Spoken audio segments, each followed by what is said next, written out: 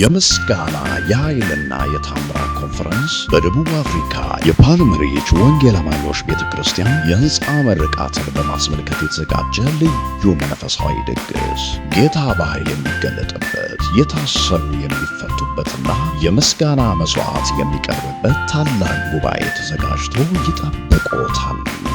በቅርቡ ይህንን ህንፃ እናስመርቃለን። ብዙ ሰዎች ተጠርተዋል። ከሀገር ውስጥም ውጭም የተጋበዙ እንግዶች አሉ።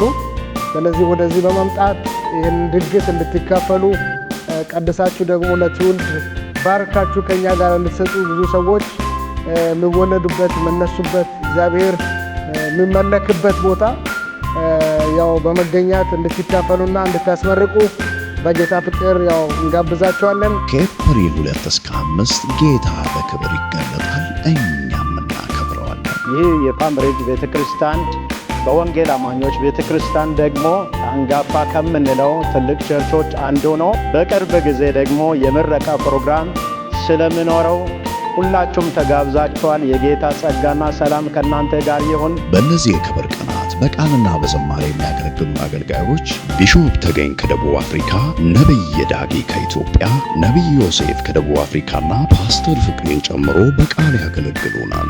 በዝማሬ ዘማሪት ሙሉነሽ ዮሐንስ ከኢትዮጵያ፣ ዘማሪ ሕዝቅኤልና የቤተ ክርስቲያኒቱ ዘማሪያን ያገለግሉናል።